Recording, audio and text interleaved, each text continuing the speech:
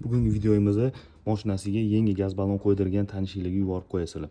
Demak, mana texpasport bu orqa tomonda 16 da GBSPga bu metan qo'yilsa GBSPga yoziladi. 19 da metan gaz o'rnatilgan deb yozilgan.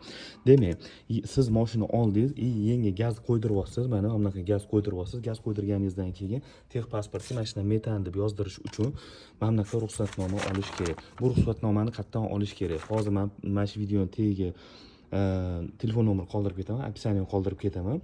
O'sha bolalar 10 minut ichida sizlarga mana shunday ruxsatnoma olib berishadi. Mana shunday ikkita ruxsatnoma bo'ladi. Demak, mana shu ruxsatnomani olganinglardan keyin GAIga borasizlar, o'zinglarni mana bu yerda benzin deb yozilgan texpasportinglarga metan gaz deb yozib berishadi GAIda. O'shandan keyin siz qonuniy yurasizlar. Demak, sizlarga bitta savol bermoqchiman. Mana shu narsa oldin yo'q edi. Mana shu ruxsatnoma oldin yo'q edi. Mana shu narsa adolatdanmi? Shunaqa ruxsatnoma olib, keyin texpasport alishtirish. Adolatdanmi? Kommentariyani bo'nglar tashlaylik, o'zingizlarning fikringizni qoldiringlar. Hech kim fikriga qarshi hech nima jazo qo'llamaydi. O'zingizlar ehtiyot qilinglar. Yangi gaz ballon qo'ydirgan tanishinglarga shu videoni yuborib qo'yinglar. Salomat bo'linglar.